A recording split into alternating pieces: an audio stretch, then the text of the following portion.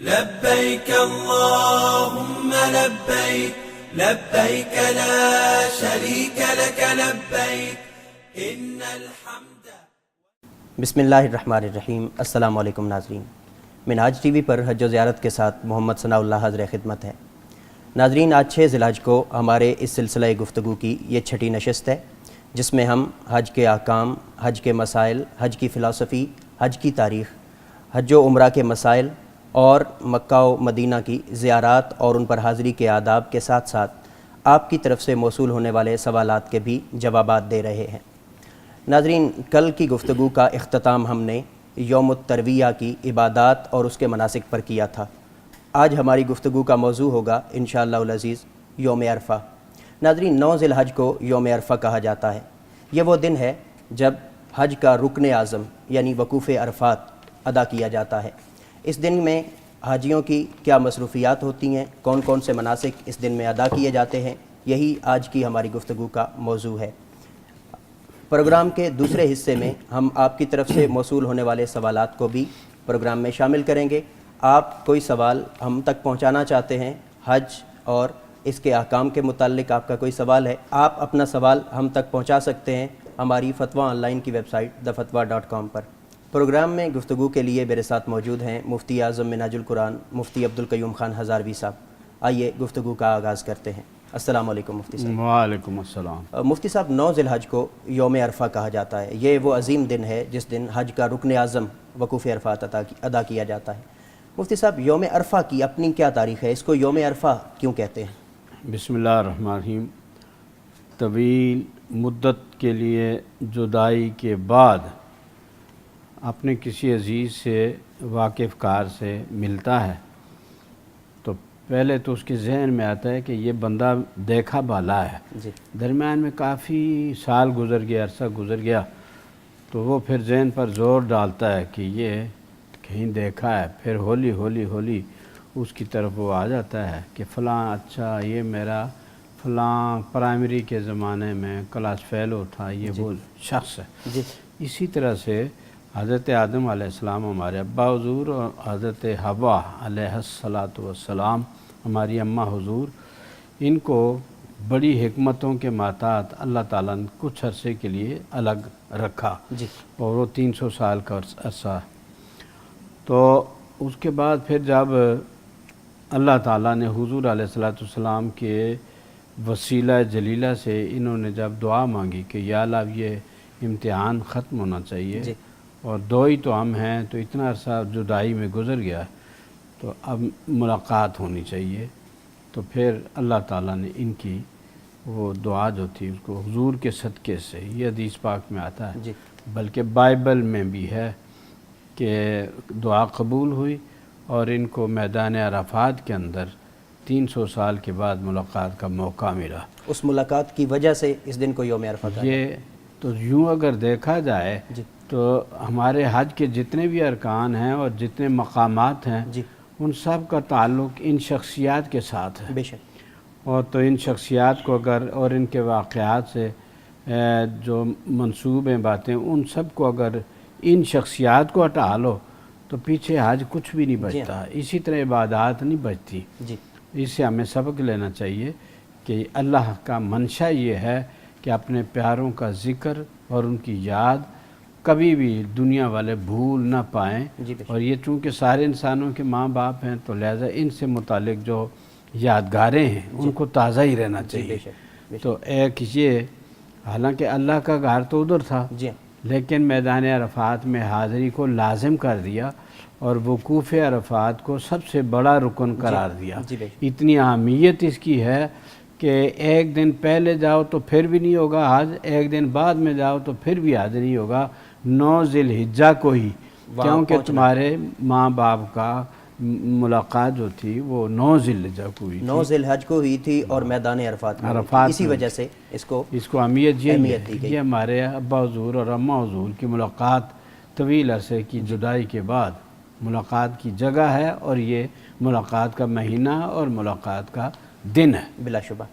مفتی صاحب، رسول پاک صلی اللہ علیہ وآلہ وسلم نے اس دن کی بھی کوئی فضیلت بیان فرمائی ہے؟ کیونکہ ہمارے ہاں مشہور ہے کہ یوم عرفہ کو لوگ روزہ رکھنا اس کو بڑا بہتر سمجھتے ہیں، بہت زیادہ ثواب کا باعث ثواب سمجھتے ہیں؟ بالکل بالکل، حضور علیہ الصلوۃ والسلام نے بھی رکھا ہے 9 ذی الحجہ کو روزہ، اور اس کی بڑی فضیلت ہے، لیکن ہمارے ذہن میں ہمیشہ یہ رہنا چاہیے کہ ہم جو ثواب کے ساتھ ناپ تول کرتے ہیں عبادات کا، تو یہ طرز اچھی نہیں ہے میری نظر میں، کیونکہ سوداگری نہیں، یہ عبادت خدا کی ہے۔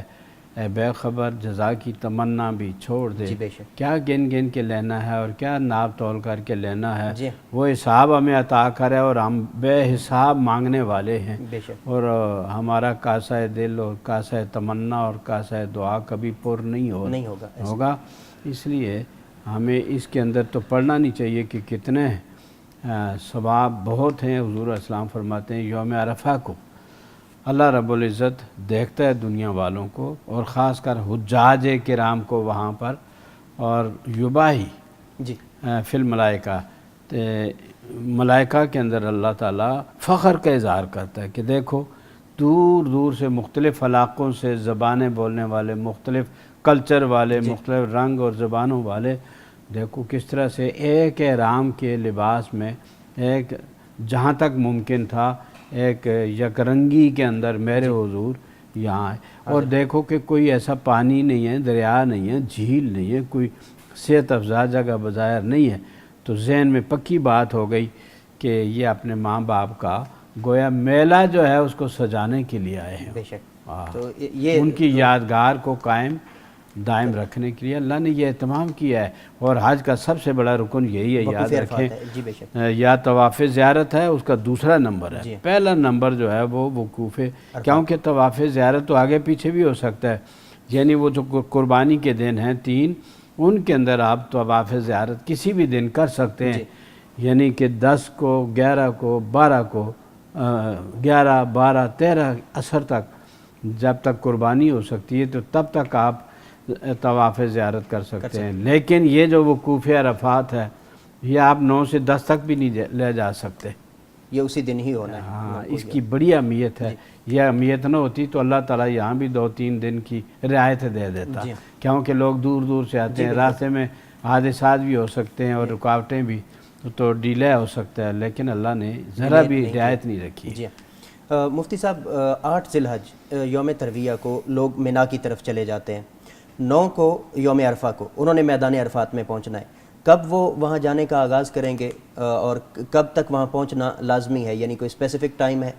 ہاں جی، یہ اصل میں 9 تاریخ کو مکہ سے صبح سویرے نکلیں گے، اور راستے میں جا کے مینا سے ہوتے ہوئے آگے جائیں، اور مینا سے اگر نہ بھی ہوں تو کوئی ضروری نہیں ہے، مینا میں 8 کو مینا میں رات گزارنا ضروری نہیں ہے؟ نہیں، ضروری نہیں ہے، ٹھیک ہے، تو وہاں سے آگے بھی جا سکتے ہیں، تو جاتے جاتے تو کوشش کریں کہ آپ کسی کو دھکا نہ لگے، کسی کو ہڑبوم نہ ہو، اور ازدحام نہ کریں، احتیاط کے ساتھ تنگی نہ کریں راہوں میں۔ آج کل تو خیر بڑی بڑی سڑکیں بن گئی ہیں، سہولتیں آ گئی ہیں، تو آپ نے وہاں جا کے 9 کو ہی چلنا ہے مکے سے، اور 9 کو ہی آپ نے وہاں پہنچ جانا ہے میدان عرفات میں، اور وہاں آپ نے جتنا وقت ہے وہ جبل رحمت کے اوپر چڑھ کے، وہی جگہ ہے جہاں کہ ہمارے ابا اور ہماری اماں حضور کی ملاقات ہوئی تھی۔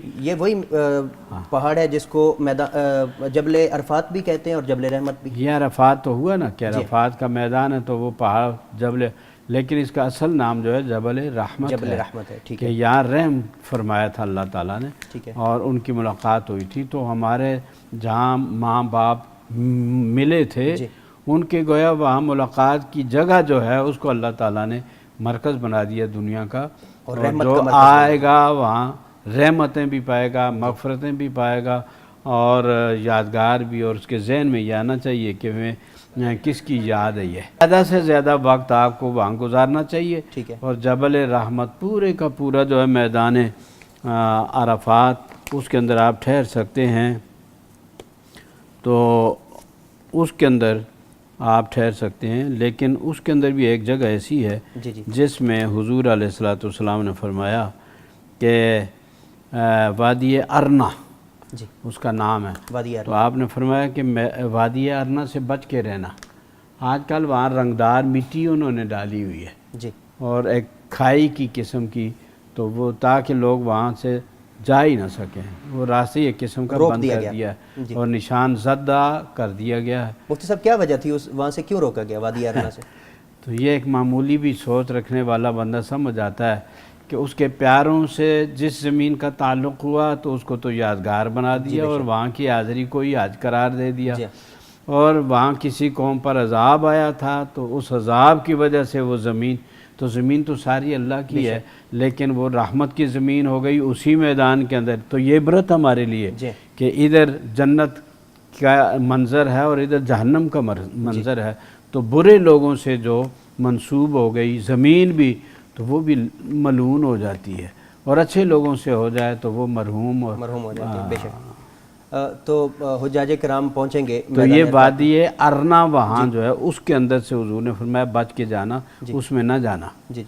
باقی سارا میدان عرفات جو ہے موقف ہے جہاں چاہیں آپ ٹھہر سکتے ہیں, اور زیادہ تر جبل رحمت پر, اور بڑا مزہ آتا ہے اور قیامت کا منظر آ جاتا ہے سامنے کہ اتنی بڑی دنیا جو ہے وہاں اجتماع ہوگا تو وہ تو کئی گنا زیادہ ہوگا, لیکن بہرحال وہ سارا وقت گزارے اسی میں کہ دعائیں مانگتا رہے اور رونے کی کوشش کرے کہ آنسو آئیں, اور اللہ تعالیٰ سے جتنی بھی دعائیں ہیں وہ مانگتا جائے اور وقت ضائع نہ کرے, یعنی بجائے اس کے کوئی گپ شپ یا کوئی اور وہ باتیں نہ کرے, بس اس کے اندر ہی سارا وقت گزار دے.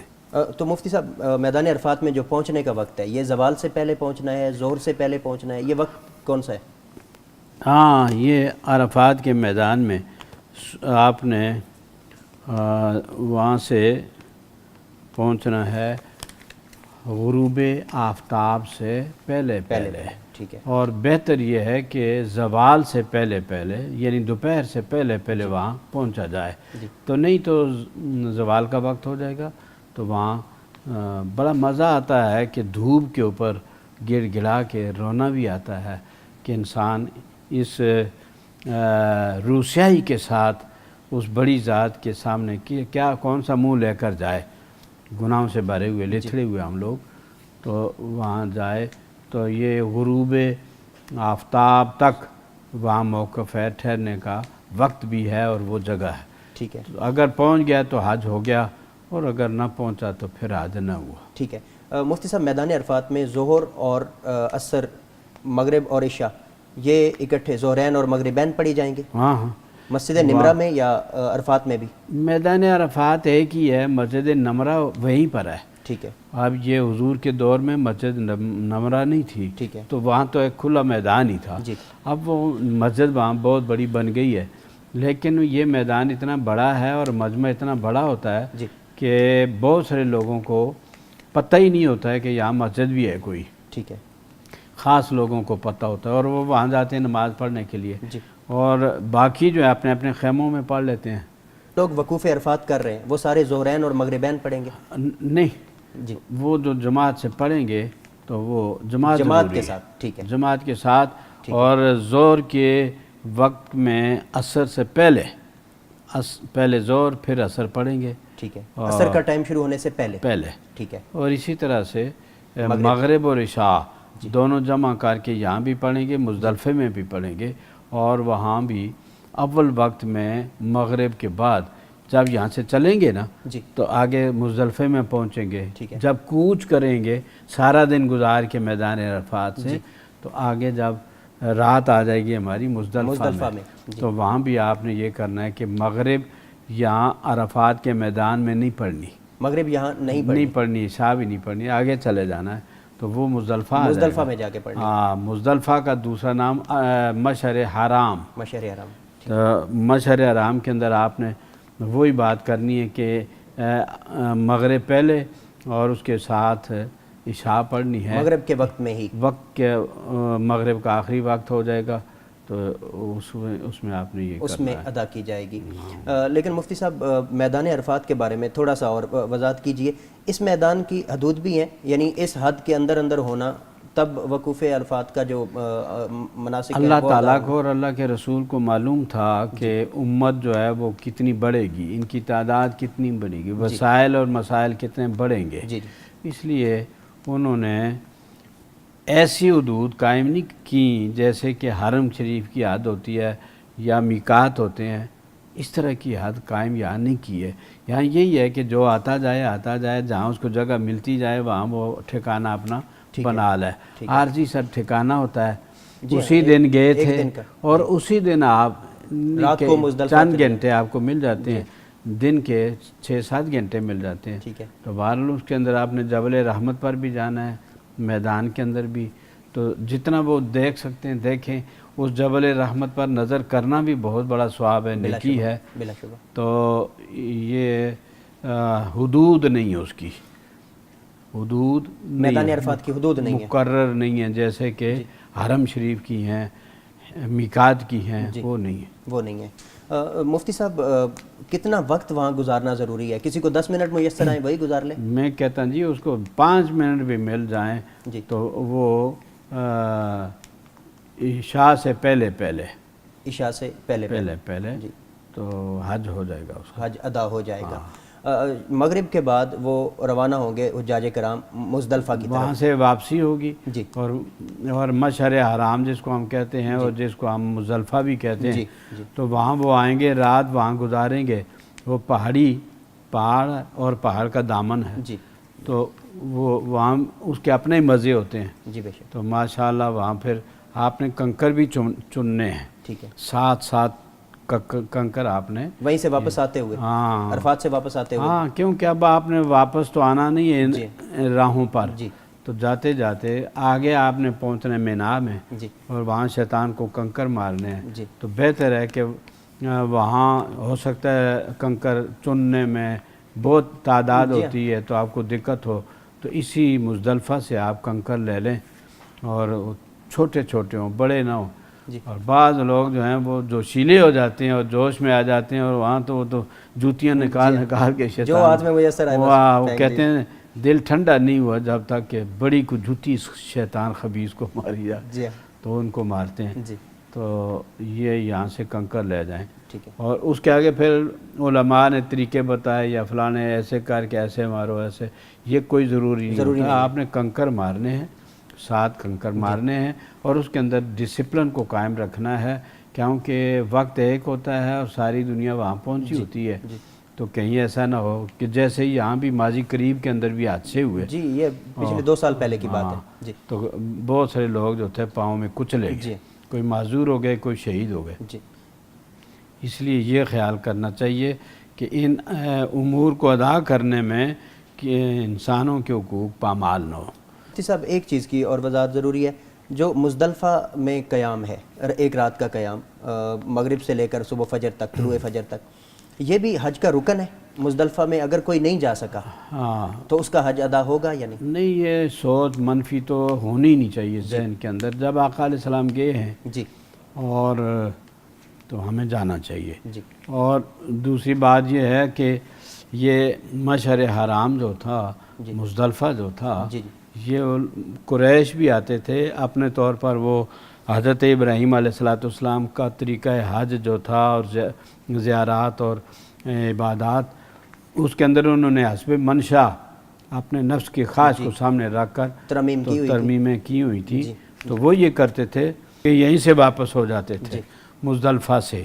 کون؟ قریش، سردار قریش آتے اور وہ کہتے جی ہم بڑے لوگ ہیں، تم گناہگار ہو تو ہم نیکوکار اللہ کے پیارے ہیں، ہمارا یہاں تک آنا ہی کافی ہے، اللہ اس پر راضی ہے، تو اس کو قرآن نے کہا ثم افیضوا من حیث افاض الناس، جہاں سے سارے لوگ پلٹتے ہیں نا میدان عرفات سے، وہاں سے شہزادوں اور صاحبزادوں اور پیرزادوں وہاں سے واپس آؤ، باقی لوگوں کے ساتھ یہ نخرے نہ کرو، تم بھی اس گھر کے مالک کی نظر میں دوسروں کے ساتھ برابر ہو، بلکہ تم میں سے بھی ہو سکتا ہے کوئی پیچھے رہ گیا ہو اور ان میں سے کوئی آگے تمہارے سے آگے مرتبے میں ہو جائیں، کیونکہ اکرمکم عند اللہ اتقاکم۔ جی بے شک۔ مفتی صاحب یہاں شامل کرتے ہیں ایک بریک، ناظرین بریک کے بعد ہم وقوف عرفات کا جو عام ترین ایک حصہ ہے خطبہ حج اور خاص طور پر رسول اکرم صلی اللہ علیہ وآلہ وسلم کا جو خطبہ حجۃ الوداع ہے اس پر گفتگو کریں گے. حاضر ہوتے ہیں ایک مختصر سے بریک کے بعد. لبيك اللهم لبيك لبيك لا شريك لك لبيك إن الحمد. خواتین و حضرات، پروگرام میں ایک بار پھر خوش آمدید. مفتی صاحب، ہم یوم عرفہ ڈسکس کر رہے ہیں اور یوم عرفہ میں میدان عرفات میں وقوف عرفات کے وقت جو عام ترین حصہ ہے وہ خطبہ حج ہوتا ہے.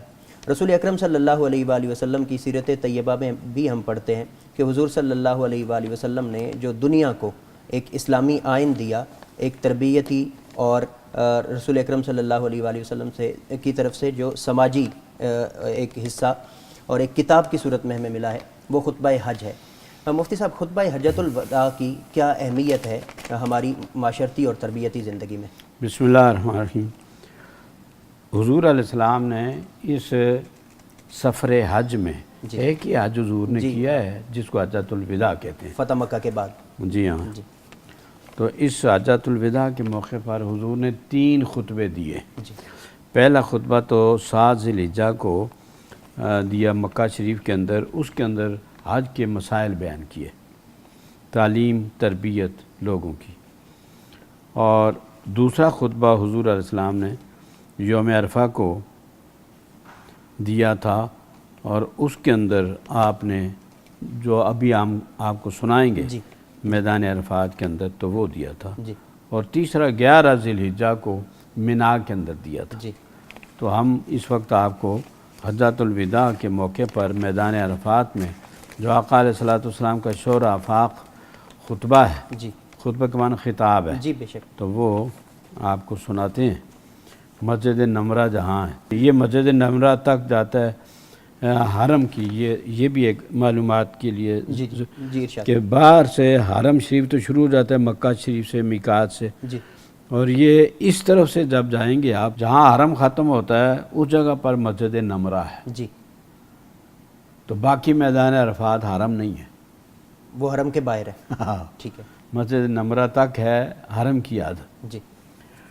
تو اس کے اندر حضور علیہ السلام نے میدان عرفات میں جو دیا تھا خطبہ، تو فرمایا کہ اس کو دنیا بھر کے لوگ جو ہیں وہ مسلم کیا نان مسلم کیا، وہ جو زیادہ متعصب نہیں تو وہ اس کو لیتے ہیں اور اس کے اوپر وہ حیران اور انگشت بدنداں ہیں کہ اس دور کے اندر حضور علیہ السلام نے ایسی بات، ایسا قانون دے دیا امت کو کہ جس کے اوپر اضافہ ممکن نہیں ہے. بے شک، انسانی تاریخ کا پہلا آئین اور پہلا قانون ہے. اور یہ بڑے بڑے آئین کی کتابیں جو ہیں ان کو ایک طرف رکھیں اور یہ مختصر سا خطبہ جو ہے اس کو ایک طرف، تو یہ بھاری ہے بے شک ان پر. بے شک.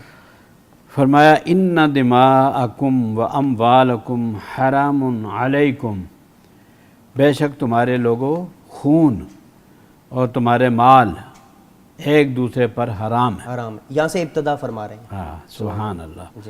اس کا مطلب ہے کہ کوئی آدمی دوسرے کا خون نہیں بہا سکتا، یہ حرام ہے. کوئی دوسرے کا مال ضبط نہیں کر سکتا بغیر قانون کے، حرام ہے. یہ حرام ہے.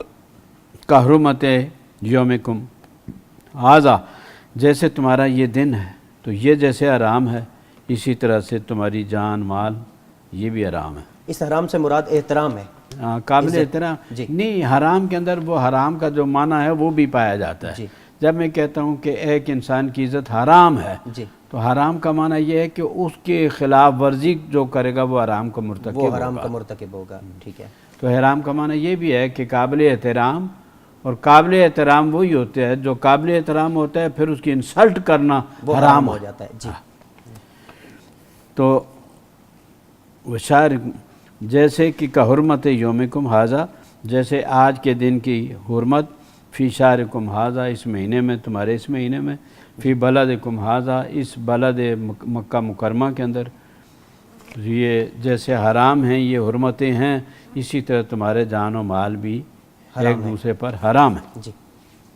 الا کل شین من امر الجاہلیہ تحت قدمیہ موضوع، سنو جاہلیت کی تمام باتیں، رسم و رواج اور وہ جو غلط باتیں تھیں جی آج میں اپنے پاؤں کے نیچے روند رہا ہوں، ختم کر رہا ہوں۔ کر رہا ہوں۔ تو یہ لفظ بولا کہ میں اپنے پاؤں کے نیچے، میرے پاؤں کے نیچے آ گئی، روندی گئی، ختم ہو گئی۔ جی وہ دماء الجاہلیہ موضوع، اور جاہلیت کے زمانے میں جو کسی نے کسی کا خون کیا ہے، جو قتل کیا ہے کسی کے عزیز کو، تو وہ بھی میں آج پاؤں کے نیچے روند رہا ہوں، یعنی کہ پچھلے جھگڑے ختم کریں آپ، جی ورنہ یہ قیامت تک ایسے ہی ہوتا ایسے ہی رہے گا۔ چلتے رہیں گے۔ جیسے ہم آج دیکھ رہے ہیں کہ ایک خاندان ان کے بندے مار رہا ہے، پھر بدیر یا بزود جلدی یا ٹھہر کر وہ اس کے مار لیتے ہیں، پھر وہ بدلے چلتے رہتے ہیں۔ انتقام کی انتقام کی آگ ہے جو بجھنے کا نام نہیں لیتی۔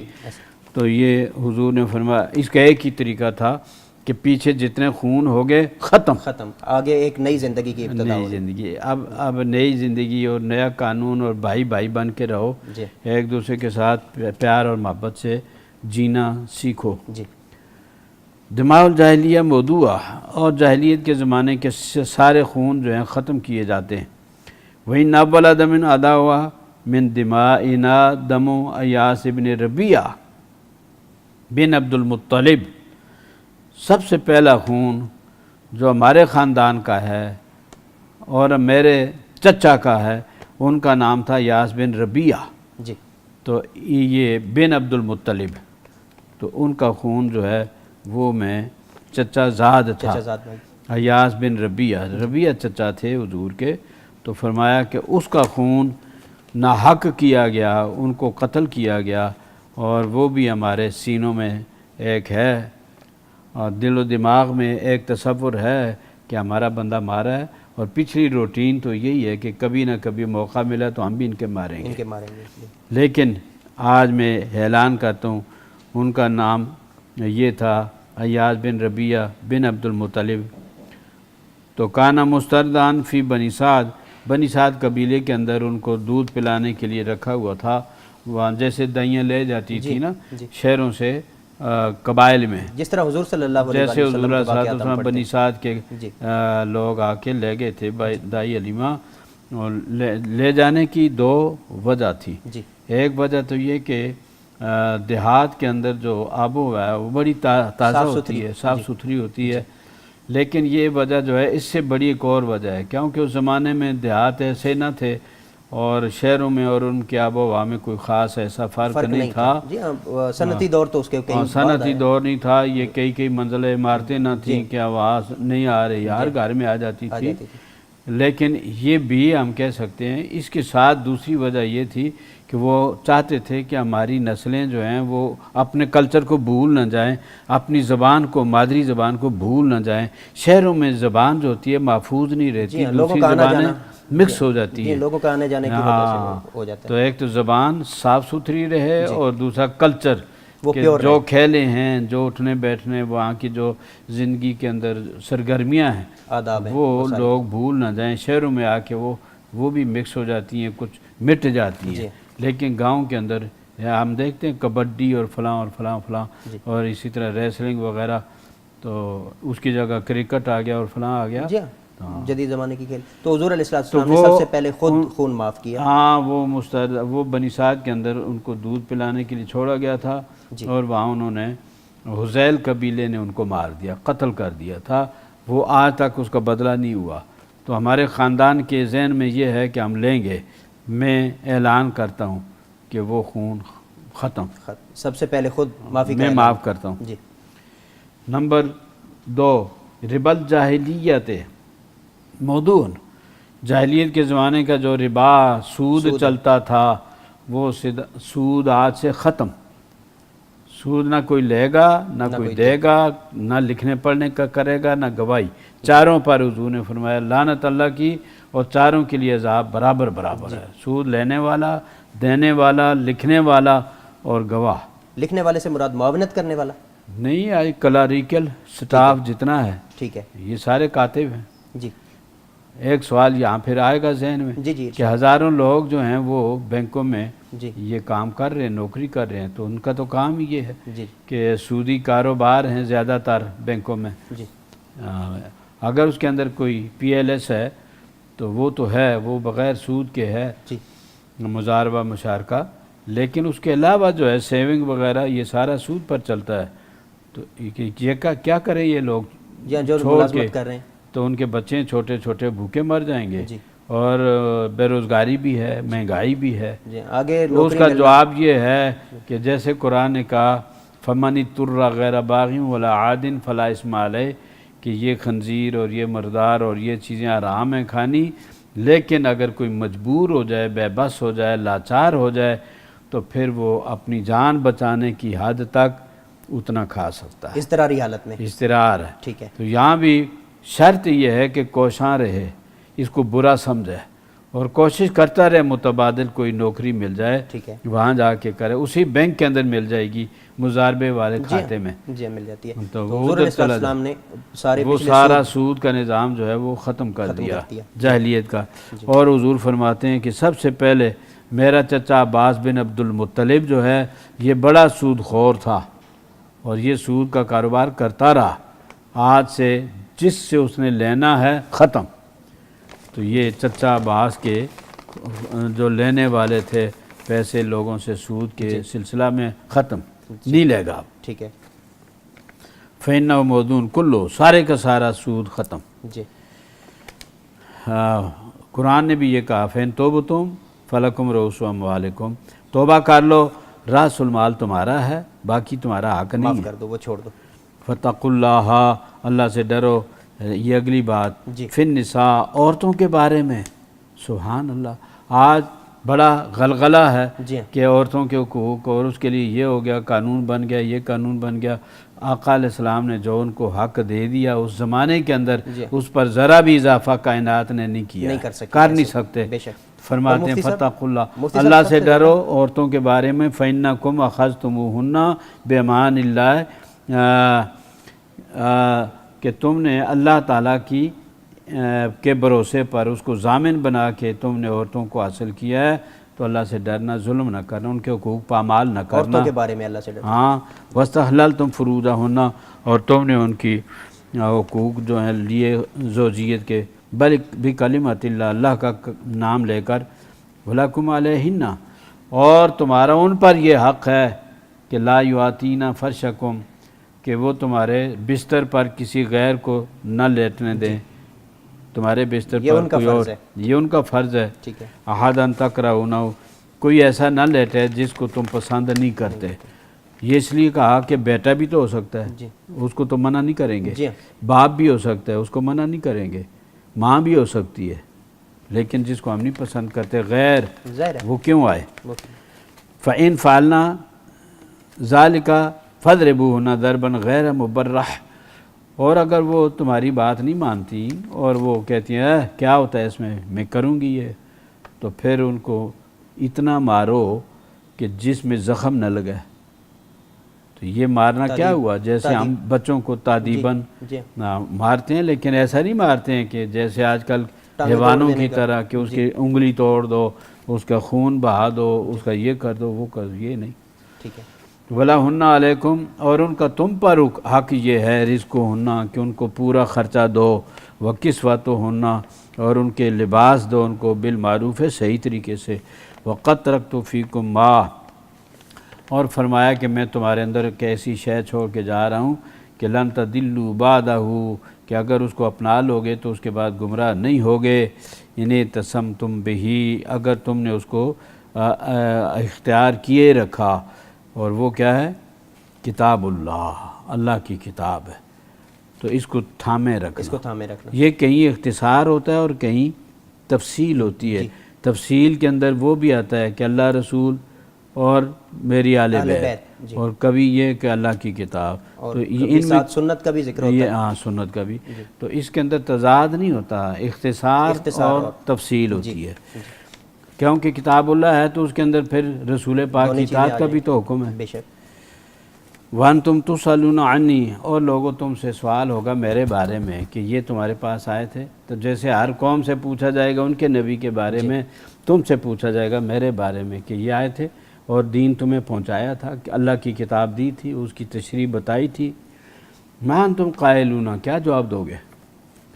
قالوا، صحابہ نے کہا نشہد انک قد بلغت وادیت، کہ ہم یہ گواہی دیتے ہیں، ہم یہ کہیں گے، ہم گواہی دیں گے کہ یا رسول اللہ آپ نے اللہ کا پیغام پورے کا پورا بغیر کمی بیشی کے پہنچایا اور آپ نے حق ادا کر دیا، ونصحت، اور آپ نے جتنی خیر خواہی ہمارے لیے ممکن تھی وہ ہماری خیر خواہی کی ہے۔ جی بے شک۔ فقال باصبعی سبابہ، تو آپ نے انگلی اٹھا کے آسمان کی طرف ینکت الی الناس، اوپر کر کے پھر لوگوں کی طرف رخ کیا اور فرمایا اللہم اشہد، یا اللہ گواہ رہنا، یا اللہ گواہ مان رہے ہیں، اے اللہ یہ مان رہے ہیں تو گواہ رہنا۔ ثلاث مرات، 3 بار حضور نے یہ فرمایا۔ تو آپ دیکھیں اسی طرح بعض جگہ پر یہ خطبہ جو ہے ابن شام نے کیا، ابن کثیر نے کیا، سب نے کیا، جی تو اس کے اندر کچھ اضافہ اور کمی بیشی بھی ہوتی ہے۔ جی ہاں، جیسے آپ نے بتایا تفصیل اور اختصار کا مسئلہ ہو جاتا ہے۔ مفتی صاحب یہ بہت جامع ایک طرز زندگی کو گزارنے، ایک پوری مسلمان کی زندگی کو ایک جامع انداز میں لایا عمل ہے، اس میں لایا عمل ہے۔ مفتی صاحب آج جو خطبہ ہوتا ہے وہ جب ہم سنتے ہیں تو یہ چیزیں جو رسول پاک صلی اللہ علیہ وآلہ وسلم نے سرعام معافی کا اعلان کیا اور خود سے ابتدا کی، پھر عورتوں کے بارے میں حضور علیہ الصلوۃ والسلام، پھر قرآن مجید کے بارے میں، تعلیمات اسلام کے بارے میں حضور علیہ الصلوۃ والسلام آگاہی پھیلا رہے ہیں۔ آج کا جو خطبہ ہم دیتے ہیں اس پر استغفر اللہ ہی پڑھنا چاہیے، اللہ سے معافی مانگنی چاہیے۔ یہ خطاب وہ نہ تھا جو آج کل ہم نے پیشہ بنایا ہوا ہے جی اور وہ خطاب کرتے ہیں، جی تو وہ اصل میں یہ عربی والا جو ہے یہ لگا بندہ نہیں ہوتا تھا، جس چیز کی ضرورت ہوتی تھی آقا علیہ السلام وہ بے شک، بیان فرما دیتے تھے، وہ حکم دے دیتے تھے۔ جی اگر کہیں کوئی جنگ درپیش ہے، اس کے لیے تیاری کرنی ہے، چندہ کرنا ہے، ہتھیاروں کا بندوبست کرنا ہے وغیرہ، مجاہدین کو صف آرا کرنا ہے، تو پھر وہ موضوع ہوتا تھا، اس کے بارے میں کرتے تھے بات۔ اسی طرح سے اگر ایک دفعہ ایسا بھی ہوا کہ یمن کے کچھ لوگ آئے جن کے موٹے موٹے اونی لباس تھا، کپڑے تھے اور پسینے کے اندر شابور تھے، اور ان سے وہ پسینے کی اور سفر کی اور گرد و غبار کی بو آ رہی تھی، تو نبی پاک صلی اللہ علیہ وسلم کی خدمت میں جمعے کے دن حاضر ہوئے تو آپ نے ان سے پوچھا تو انہوں نے بتایا مسلمان تھے، خستہ حال تھے بہت۔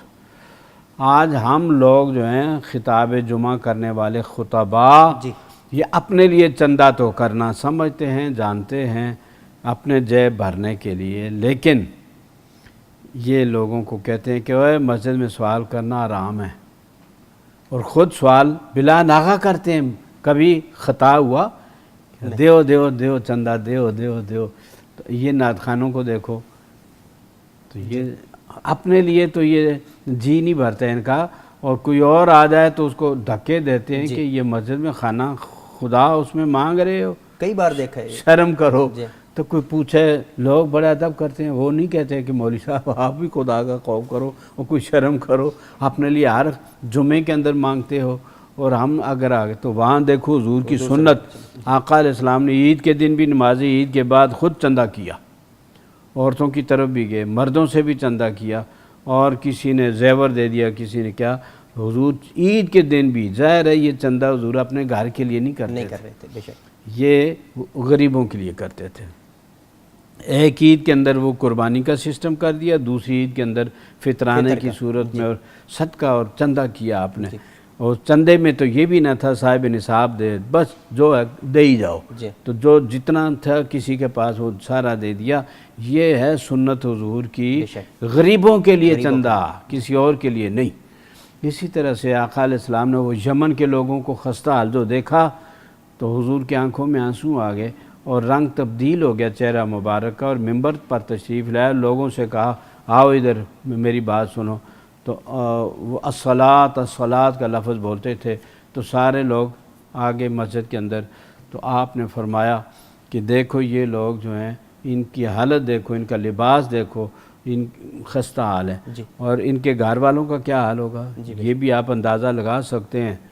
تو تصدقو دیو صدقہ، دو صدقہ، تو حضور علیہ الصلوۃ والسلام کے اس فرمانے پر لوگوں نے کپڑے ایک ڈھیر لا گیا، واہ، گھر سے کپڑے لا کے کپڑے دیے، اور کوئی کھجوریں لا رہا ہے، کوئی جو لا رہا ہے، کوئی گندم لا رہا ہے، تو ڈھیر لگ گئے، یہ کھجوروں کا ڈھیر ہے، یہ گندم کا ہے، یہ جو کا ہے۔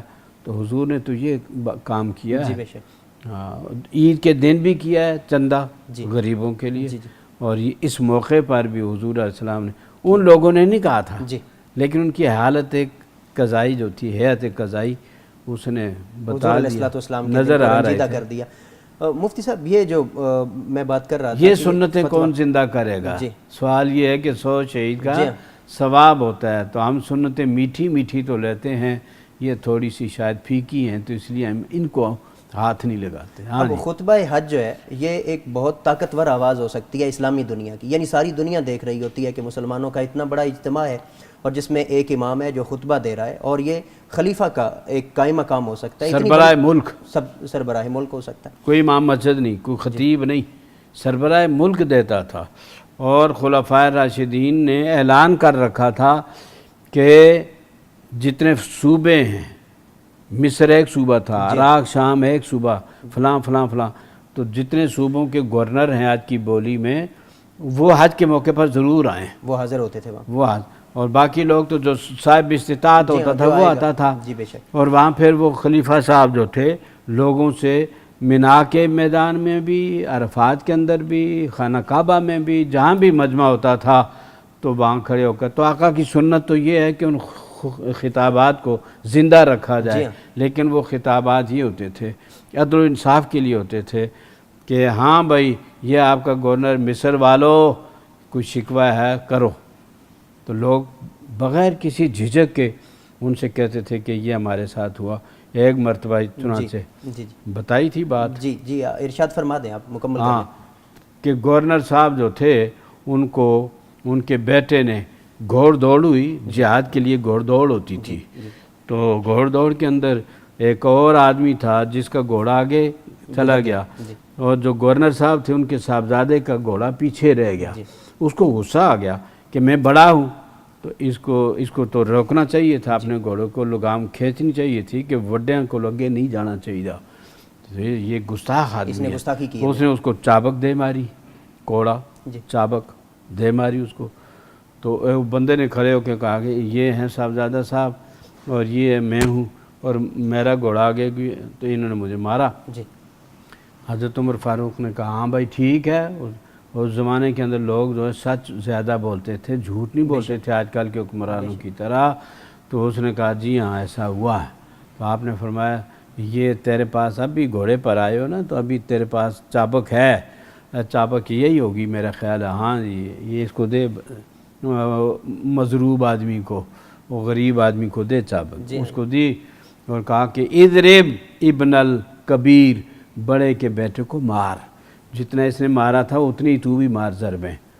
یہ وہ اب دیکھیں احتساب کہ ہے۔ سر عام جی ہاں، سارے لوگوں کے، ہزاروں لوگوں کے سامنے یہ لفظ بولنا، اس میں کتنا اس کے اوپر ایک تنبیہ ہے، طنز ہے، اور اس کی کتنی ایک انسلٹ ہے بے شک، کہ تم اگر غلط کام کرو گے تو تمہاری عزت نہیں ہوگی، ہم نہیں دیکھیں گے گورنر کا صاحبزادہ ہے، ہم تو یہ دیکھیں گے کہ غلط کام کرنے والا ہے، تو بڑے کے بیٹے کو مار، یہ تعریض بھی کر دی کہ بڑے بنتے ہو، کہ ہمارا حق ہے کہ ہم جیسے چاہیں پبلک کے اوپر ظلم کریں، مار بڑے کے بیٹے کو، سبحان اللہ۔ کیا بات۔ بعض لوگوں نے یہ بھی کہا کہ امیر المومنین سب کے سامنے ایسی باتیں نہ کیا کریں، اس سے تو ہمارا رعب جاتا رہے گا۔ جی۔ انہوں نے کہا اگر ظلم اور جبر سے تم لوگوں پر رعب جمانا چاہتے ہو تو مجھے ایسے رعب کی ضرورت نہیں ہے، رعب وہ ہم مانیں گے، تمہارا وہ رعب ہونا چاہیے، عزت تمہاری وہ ہونی چاہیے جو تمہارے کردار سے ہو، بے شک بے شک، تم اچھا کردار کرو، عدل کرو، انصاف کرو، اور اس کا تاکہ- رعب لوگوں پر ہو۔ اس کا رعب ہو مفتی اخلاق کا۔ صاحب، مفتی صاحب یہاں ہماری گفتگو کا پہلا حصہ اپنے اختتام کو پہنچا۔ ناظرین، ہم نے حجۃ الوداع، خطبہ حجۃ الوداع، رسول اکرم صلی اللہ علیہ وآلہ وسلم کے وہ سنہری الفاظ جو آج تک، جن کی مثل آج تک کائنات میں کوئی دوسرا انسان پیش نہیں کر سکا، ایک مسلمان کے لیے تو کیا، ایک انسان کے لیے زندگی گزارنے کا ایک جامع لاہ عمل ہے۔ حضور صلی اللہ علیہ وآلہ وسلم اس سوسائٹی کو عورتوں کے حقوق کا کہہ رہے ہیں جہاں عورت کو پیدا ہوتے ہی قتل کر دیا جاتا ہے۔ رسول پاک صلی اللہ علیہ وآلہ وسلم اس سوسائٹی میں عام معافی کا اعلان کر رہے ہیں جہاں گھوڑا آگے بڑھانے پر، کبھی پہلے پانی پینے پلانے پر جھگڑا ہو جاتا ہے تو نسلیں اس جھگڑے کی نظر ہو جاتی ہیں۔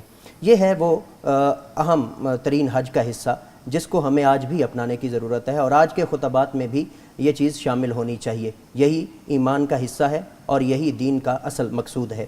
ناظرین، یہاں ہماری گفتگو کا پہلا حصہ اپنے اختتام کو پہنچا۔ یہاں شامل کریں گے ایک مختصر سا بریک کے بعد جب واپس آئیں گے تو آپ کی طرف سے جو سوالات ہمیں موصول ہو رہے ہیں thefatwa.com پر، ان سوالات کو پروگرام کا حصہ بنائیں گے۔ حاضر ہوتے ہیں ایک بریک کے بعد۔ لبيك اللهم لبيك لبيك لا شريك لك لبيك إن الحمد۔ خواتین و حضرات، پروگرام میں ایک بار پھر خوش آمدید۔ مفتی صاحب، پروگرام کا یہ ہمارا دوسرا حصہ ہے جس میں ہمیں ہمارے ناظرین کی طرف سے جو سوالات موصول ہو رہے ہیں ان کو پروگرام میں شامل کریں گے۔ سب سے پہلا سوال ہے، محمد شفیع صاحب ہیں، وہ پوچھتے ہیں کہ کوئی شخص اگر عمرہ کا ویزا لے کر گیا ہے اور وہاں پر وہ حج بھی ادا کر لیتا ہے تو کیا اس کا حج ادا ہو جائے گا؟ ایک بنیادی بات ذہن میں رکھ لیں کہ کہیں بھی کسی موقع پر بالخصوص حج عمرے کے نیک کام جو ہیں ان کے اندر کہیں جھوٹ نہیں ہونا چاہیے، ٹھیک ہے، دغا بازی نہیں ہونی چاہیے، جھوٹ نہیں ہونا چاہیے۔ تو آپ یہ نہ کہیں یا کوئی ایسا فارم فل نہ کریں یا کوئی قانون ہے تو اس کو آپ کہیں یس سر اور ہم صرف یہی کریں گے اور واپس آ جائیں گے، تو پھر تو وہ بات غلط ہے، ٹھیک ہے، ادا نہیں ہوا۔ ہاں، وہ ادا نہیں ہونا چاہیے۔ لیکن اگر ایسا کوئی معاہدہ، کوئی ایسی بات نہیں تو حج عمرے کے لیے گئے حج کریں۔ یہ تو قرآن میں آتا ہے من تمتع بالعمرۃ الی الحج، فمستیسر من الحج، جی، تو لہذا وہ عمرے کے لیے گیا تھا اور تھوڑے دن کے بعد حج بھی ہو رہا ہے، جی، تو وہ چاہے اسی احرام کے ساتھ حج تمتع اس کو کہیں گے وہ کر لے، جی، اور چاہے تو اس کا احرام جو ہے وقفہ زیادہ ہے، دن زیادہ ہے، تو وہ پھر اس کو توڑ کے اور وہاں زیارتیں کرتا رہے، عبادت کرتا رہے، اور جب وہ دن آ جائیں تو پھر احرام باندھ کے حج کر لے۔ وہاں سے حج جو کرے گا وہ حج مفرد ہی ہوگا پھر۔ ٹھیک ہے، یعنی اگر ویزے میں پہلے سے کوئی پابندی نہیں ہے تو پھر وہ کر سکتا ہے۔ اگر پہلے سے وہ کہہ کے گیا ہے کہ میں حج نہیں کروں گا یا وہاں کوئی اس کے علاوہ، یعنی جو میرے فرض ہے یا جو میں عمرہ کرنے جا رہا ہوں اس کے علاوہ میں کوئی اور مصروفیت نہیں بناؤں گا تو پھر حج ادا نہیں ہوگا۔ جیسے تجارت ہے، جی، آپ وہاں تجارت کر سکتے ہیں، بالکل کر سکتے ہیں، ٹھیک ہے، ہاں، لیکن اگر کوئی ایسا معاہدہ یا قانون ایسا ہے کہ آپ نے فل کر دیا کہ میں کوئی کاروبار نہیں کروں گا، تجارت نہیں کروں گا، جی، تو نہ کریں۔ دھوکہ بازی اور جھوٹ نہیں ہونا چاہیے۔ جھوٹ نہیں ہونا چاہیے۔ اسماعیل جاوید صاحب ہیں، مفتی صاحب یہ پوچھتے ہیں کہ کیا ایک بار حج کرنے کے بعد صاحب استطاعت جو ہے، بھلے وہ بعد میں بھی صاحب استطاعت رہے، تو اس سے فرض ساقط ہو جاتا ہے، اس کے بعد اس کو حج پہ جانے کا فرض نہیں رہتا اس پر؟ نہیں، وہ جو پہلا اس نے کیا ہے وہ اس کا حج نفلی ہے، حج نفلی، ٹھیک ہے، نفلی حج ہے۔ جب اس کے پاس استطاعت نہیں تھی، کسی نے کروا دیا، جی، بہت سارے ایسے لوگ ہیں جن کو کوئی کروا دیتا ہے حج، تو وہ جو حج ہوگا وہ اسی طرح ہوگا جیسے بچے کر لیتے ہیں، ٹھیک ہے، ان پر حج ان پر فرض نہیں تھا، اسی طرح اس پر بھی فرض نہیں تھا۔ تو جب بعد میں اس کی اپنی استطاعت ہوگی مالی تو وہ پھر کر سکتا ہے، پھر یہ اپنا فرض ادا کرے گا۔ لیکن مفتی صاحب اگر اس کے پاس استطاعت بعد میں بھی رہتی ہے، یعنی اس سال وہ حج پہ گیا ہے، اگلے سال پھر اس کے پاس استطاعت ہے، اگلے سال پھر استطاعت ہے، تو کیا یہ ہر سال اس پہ حج پہ جانا فرض ہے؟ نہیں، یہ ہم نے پہلے دن بتلایا تھا کہ جب یہ حکم آیا کہ للہ علی الناس حج البیت من استطاع الیہ سبیلا، کہ لوگوں پر لازم ہے کہ اللہ تعالیٰ کے لیے اس گھر کا حج کریں جی، جس کے اندر استطاعت ہو، جی، تو اقرا ابن حابس ایک صحابی تھے، انہوں نے سوال کیا عامنا ھذا یا رسول اللہ ام للابد، کہ یا رسول اللہ اسی سال فرض ہے کہ ہر ہمیشہ؟ سال، جی، ان کے ذہن میں آیا کہ نماز فرض ہوئی تو اس کے اندر تو 5 نمازیں ہیں، دن میں ایک 5 نہیں، دن میں 5، جی، اور اسی طرح زکوٰۃ ہے تو وہ بھی سال میں، ہر سال، جی، وہ دن میں 5 تو نہیں ہیں لیکن سال میں ایک بار ایک ہے۔ بار ادا کرنا ہے، اسی طرح روزے ہیں تو سال میں ایک بار مہینہ رمضان کا جی، جب پورے آئے 30 کرنے ہیں، اس کے تو وہ 30، تو یہ روزوں کی طرح ہے یا یہ زکوٰۃ کی طرح ہے یا نماز پنجگانہ کی طرح ہے؟ جی، تو حج جو ہے وہ عمر میں کتنی بار فرض ہے، تو حضور علیہ السلام نے فرمایا جب تک میں نہ بولوں تم لوگ سوال نہ کیا کرو، ٹھیک ہے، تمہارے سوال کی وجہ سے کبھی اگر حکم آ گیا جس میں سختی ہے، اور اگر میں کہہ دیتا کیونکہ میں اللہ کا نمائندہ ہوں، بے شک، اگر میں لو قلتو نعم، اگر میں کہتا کہ ہاں ہر سال فرض ہے تو پھر وہ تمہارے اوپر فرض ہو جاتا، لوجبت علیکم ولما استطعتم، تو پھر تمہارے اندر یہ طاقت نہ تھی کہ ہر سال کرتے، اس لیے خاموش رہا کرو جب تک میں چپ رہوں، تم بھی چپ رہا کرو، ٹھیک ہے، زیادہ سوال کرید نہ نہ کیا کیا کرو۔ کرو۔ تو لہذا عمر میں ایک بار فرض ہے اور اس کے بعد جائے تو وہ نفل ہوگا۔ نفلی، اور یہ نفلی جب ہم کرتے ہیں آج کل بڑا ہمیں شوق ہوتا ہے، جی اور میرا خیال ایک ریس لگی ہوئی ہے کہ اس نے کتنے آج کیے اتنے تو میں اتنے کروں گا، جی تو ہاں، ہر سال۔ تو یہ ذرا سوچنا بھی چاہیے جی کہ آپ کے معاشرے میں بہت غربت ہے اور عدم مساوات ہے، بے شک، مساوات نہیں ہے، عدل نہیں ہے، انصاف نہیں ہے، اس لیے معاشیات کے اندر بڑا اتار چڑھاؤ ہے، بڑا فرق ہے، امیر اور غریب کا جو فرق بڑا ہے وہ فرق بہت ہے۔ زیادہ جی، تو آپ مہربانی کریں، وہ غریب جن کو روٹی نہیں ملتی، جن کو لباس نہیں ملتا، جن کے بچوں کی تعلیم نہیں ہو رہی، جن کو کوئی زندگی کی بیمار تو کوئی دوائی نہیں ہے، جی، تو ان کا فکر کریں۔ یہ عمرے اور حج جو ہے روزانہ آنا جانا، اس سے بہتر میری نظر میں یہ ہے، یہ میری نظر میں۔ مفتی صاحب اصل میں یہ اسٹیٹس سمبل بن گیا ہوا ہے، لوگ جو ہیں وہ اپنی بڑائی کے لیے وہ بار بار جانے کو پسند کرتے ہیں۔ شیخ اسلام صاحب ہیں مفتی صاحب انڈیا سے، یہ پوچھتے ہیں کہ حج سفر میں غار حرا اور غار ثور پر جانا یہ لازم ہے؟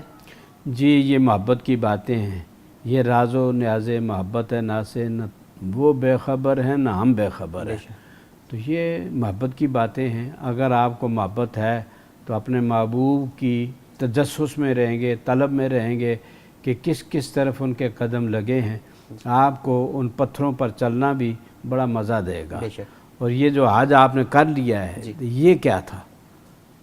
یہ تو بھی اللہ والوں بے کی شک اللہ والوں نقش قدم تھے نا، بے شک، تو ان کی تلاش میں تم کبھی منا جا رہے ہو، کبھی مزدلفہ جا رہے ہو، کبھی عرفات میں جا رہے ہو، کبھی خانہ کعبہ کے ساتھ ساتھ چکر لگا رہے ہو، کبھی اس میں رمل ہو رہا ہے، کبھی یہ کیا ہے؟ یہ نقل نہیں ہے اللہ والوں کی؟ بے شک، تو پھر اگر آپ کے ذہن میں یہ ہے کہ میرے ایک نبی بھی ہیں اور انہی نبی کے صدقے سے مجھے یہ سارا کچھ حاصل ہوا بے ہے شک، اور آئندہ بھی ملے گا، تو پھر آپ کیسے مسلمان ہیں جن کے دل میں یہ شوق پیدا نہ ہو کہ وہاں آئے ہوئے ہیں اور ہزاروں نہیں اب تو لاکھوں روپیہ خرچ کر کے آئے ہیں، جی، اور یہاں ان کی یادگاریں جو ہیں، پہلے تو یادگاریں انہوں نے ختم کر دی ہیں، اور جو رہ گئی ہیں اب غار کو وہ ختم نہیں کر سکتے تھے کہ پورا پہاڑ جو ہے نا ڈھا دیں اس کو، غار کو مسمار کر دیں، لہذا ان یادگار۔ تو یہ محبت اگر آپ کے اندر نہیں ہے تو پھر اپنے ایمان کی خیر منائیں، اور اگر ہے تو پھر یہ سوال نہ کریں کہ جانا چاہیے کہ نہیں۔ جس کو محبت ہے وہ جاتا ہے، جس کو آپ چڑیا گھر جاتے ہیں پوچھتے ہیں کہ حضور گئے تھے چڑیا گھر میں، آپ سیر و سیاحت کے لیے جاتے ہیں کاغان میں تو پوچھتے ہیں کہ حضور کاغان جاتے تھے؟ بھئی حضور ہر جگہ جو بھی میسر ہوتا تھا وہ جاتے تھے۔ سیرو فی الارض، اللہ نے زمین حکم دیا کہ زمین میں سیر کرو، تو یہ بھی سیر کرو۔ فانظروا کیف کان، تو پہلوں کا انجام دیکھو کیسا ہوا، تو ہم غار نہ دیکھیں اور اس کے اندر پہلوں کا انجام کیا ہوا، ڈھونڈنے والوں کا کیا انجام ہوا، قتل کرنے کی نیت سے آنے والوں کا انجام بھی ہمیں معلوم ہو گیا، اور جن کو اللہ نے بچایا ان کا بھی ہمیں انجام معلوم ہو گیا۔ مفتی صاحب اس کے بعد ہے سوال جموں و کشمیر سے، انڈیا سے شاہ حسین صاحب ہیں، وہ پوچھتے ہیں کہ کیا حائضہ عورت وقوف عرفات کر سکتی ہے؟ وہ سب کچھ کر سکتی ہے، طواف کعبہ نہیں کر سکتی، نمبر 1۔ ٹھیک ہے، نمازیں وغیرہ آپ کو معلوم ہے، روزہ وغیرہ نہیں رکھ سکتی، باقی وہ مزدلفہ میں بھی جائے گی، وہ مینا میں بھی جائے گی، وہ عرفات کے میدان میں بھی حاضر ہوگی، وہاں نمازیں وغیرہ دعائیں تو کر سکتی ہے، تو ان مقامات مقدسہ کی زیارت اور وہاں حاضری ہی کافی ہے۔ وہاں اگر یہ اس قسم کے عوارض ہیں ان سے کوئی فرق نہیں پڑتا، حج ہو جائے گا۔ مفتی صاحب حالت حیض میں عورت ذکر اذکار دعا یہ سب کچھ کر سکتی ہے، تلاوت نہیں کر سکتی قرآن پاک کی، درود و سلام پڑھ سکتی ہے، دعاؤں میں بھی تو قرآنی آیات ہیں، تو ان کو ذرا چھانٹی کر لیں نا۔ ٹھیک ہے، اور یعنی قرآنی آیات نہیں پڑھی جائیں گی، اس کے علاوہ جو ان کا ترجمہ اللہ میاں کو ترجمہ آتا ہے صاحب کا. ٹھیک ہے. محمد اکرم صاحب ہیں لاہور سے. مفتی صاحب یہ پوچھتے ہیں کہ ہم نے سنا ہے کہ رمضان میں عمرہ کرنا یہ اس کا ثواب حج کے برابر ہے. تعدل الحج، حضور علیہ السلام نے فرمایا عمرہ رمضان کے اندر برابر ہے حج کے. ٹھیک ہے، تو لہذا بڑا ثواب ہے. ٹھیک ہے. محمد ظاہر غوری صاحب ہیں کراچی سے. مفتی صاحب یہ اصل میں دیکھیں نا کہ اس امت کے لیے اللہ تعالیٰ نے اور اللہ کے رسول پاک صلی اللہ علیہ وسلم نے کیسی کیسی نیکی کی راہیں کھول دی ہیں جی کہ ادھر سے اگر تمہیں نہیں تو پھر ادھر سے لے لو. ادھر سے جی دروازے اصل مقصود جو ہے وہ آپ کے اپنا دامن قرب عطا کو کرنا ہے. بھرنا ہے رحمت سے، برکت سے، مغفرت سے. بے شک. محمد ظاہر غوری صاحب ہیں مفتی صاحب کراچی سے. یہ پوچھتے ہیں کہ کیا خامد اور بیوی حج کی رقم ادا کرنے کے لیے، سفر کے لیے، وہ اپنے پاس موجود سونا گروی رکھ سکتے ہیں؟ دیکھیں وہ سب کچھ کر سکتے ہیں، لیکن جی آسانی کے ساتھ حج عمرہ کرنا چاہیے، تنگی نہیں ہونی چاہیے. اور گروی رکھنا جو اس کے اندر پتہ نہیں کیا کیا شرائط جائز ناجائز، جی بالکل، وہ یا ان کے لیے خطرات اس میں ہوں معاشی، جی تو ان سے بچنا چاہیے. ان سے بچنا چاہیے. یعنی بجائے اس کے کہ آپ واپس آ کے مقروض ہو جائیں، مقروض ہو جائیں اس یا کے وہ مزید کھا مسائل جائیں، کا- بعض ایسے بھی ہیں کھا جاتے ہیں بالکل اور پھر مسائل- مقدمے کرتے رہو. جی تو اگر ایسی باتیں نہیں ہیں تو ٹھیک ہے. جی ہاں. اور یہ مفتی صاحب عام طور پر ہوتا ہے جب لوگ دوسروں کے ساتھ ملنے کے لیے باقی فیملی ممبرز کو کی وجہ سے وہ کہتے ہیں جی ہم نے بھی ساتھ شامل ہونا ہے، تو پھر اس طرح کی چیزیں لوگ کرتے ہیں. تو بجائے اس کے کہ ایسے سہولت مسائل کے کا- ساتھ، جی ہاں سہولت کے ساتھ. مفتی صاحب آخری سوال ہے ہمارے پاس. حسیب مرزا صاحب ہیں سیال کوٹ سے. وہ پوچھتے ہیں کہ بیٹا حج پر جانا چاہتا ہے لیکن اس کے والد صاحب کہتے ہیں کہ پہلے شادی کرو، تو کون سا کام زیادہ ضروری ہے؟ ان دونوں کو میرے پاس لے آؤ، میں اس کے باپ کو بھی سمجھاؤں اور بیٹے کو بھی سمجھاؤں کہ وہ باپ کہتا ہے پہلے شادی کر لو، جی ہاں تو یہ بھی اچھا کہہ رہا ہے. یہ ان کی حالت کو دیکھ کر فیصلہ کیا جائے گا کہ آج تو جو ہے وہ پرانا نہیں ہوتا، وہ 2 سال کے بعد بھی ہو سکتا ہے، 4 سال کے بعد بھی اللہ زندگی دے گا، ہو جائے گا. لیکن اگر وہ اس سے پہلے کوئی ایسے حرکت ہو گئی آپ سے جو کہ گناہ کی طرف آپ کو لے جائے، تو یہ آپ کا ڈیلے کرنا جو ہے یہ گناہ کا سبب نہ بن جائے. ٹھیک ہے. اگر وہ ایسی خطرناک صورتحال ہے تو پھر بھائی پہلے یہ فرض ادا کر اور بعد میں پھر آج کی سوچ. وہ والا فرض ادا کرنا. مفتی صاحب آج کا ہماری یہ نشست اپنے اختتام کو پہنچی. مفتی صاحب آپ کا بہت بہت شکریہ وقت عطا کرنے کے لیے. ناظرین آج کی نشست ہماری اختتام کو پہنچی. کل انشاءاللہ العزیز ہم یوم النحر، قربانی کے مسائل، قربانی کے آداب اور حجاج کرام کے لیے قربانی کے جو آداب، جو احکام ہیں ان کو انشاءاللہ ڈسکس کریں گے. اجازت دیجیے کل تک کے لیے. کل انشاءاللہ نئے موضوع کے ساتھ، نئے سوالات کے ساتھ آپ کی خدمت میں حاضر ہوں گے. خدا حافظ. لبيك اللهم لبيك لبيك لا شريك لك لبيك إن الحمد